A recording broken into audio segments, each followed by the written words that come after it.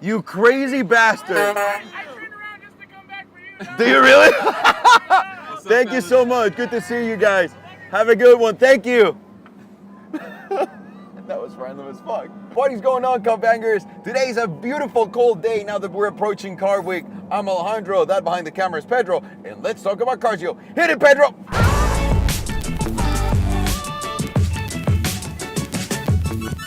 In today's episode of Let's Talk About Cars, we're going to do what we always do. We're going to get you started because the people from CarsUnitePeople.com are going to give you one hat just like this one. If you like, comment on this video and also are subscribed to the channel. So please do that. The winner for the last hat is, boop, right here.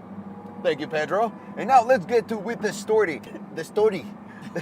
I don't know what accent just came out. Let's move on with the story. And this one is a little bit weird. This is not like everything we do. This is more about what the fuck. So we want to know what the fuck is going on with Ferrari. What exactly are they thinking?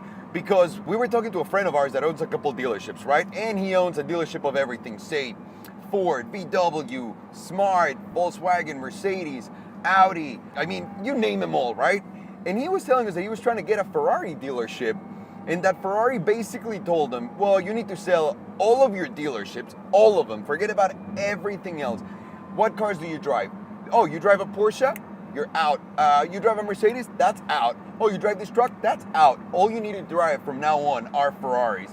Which in a way you would understand, but then you start to realize how much money does one of these net a year? And the answer is about $500,000. There's not that much money in those cars. And also you're moving like 40 cars a year. It's not that many cars if you think about it. And the only dealership that they're fine with you keeping is Maserati.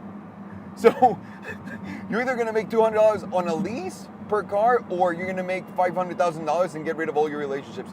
So that's weird. And then that made me think, why are people putting up with their shit still? Because if you go into their racing program, right, like the LaFerrari FXXK and the 599F, like all of those cars that Ferrari holds on, you know, if you buy those cars, even the Formula One cars, Ferrari will sell them to you, but you don't get to keep those cars. For the most part, Ferrari will keep the cars and they'll let you know when you can come in and play and how. Also, they have a ton of rules letting you know that you can never put it against another car like this one. You can never compare it against the P1 GTR, all those other big boys. It's fucking nuts the amounts of restriction that you have. And then at that point I said, you know what? It's not that bad. That's if you really want to go deep down the Ferrari rabbit hole.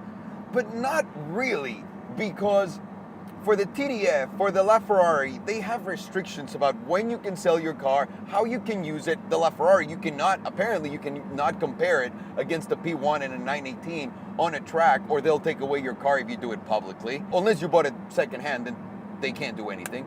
But if you got it firsthand, they'll do that and blacklist you. And they're doing all these things like, I don't know what the fuck we saw, so I'm just gonna let Pedro deal with that separately.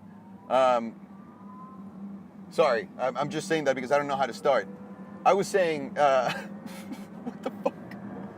About the FXXK program. No. I was saying about the LaFerrari, the TDF. All these cars have all these restrictions for you to use them, and they're not even the fastest. The LaFerrari hasn't really won any of the challenges on the drag race against anything, and it hasn't really won on the track because the P1 or the 918 are always the winners.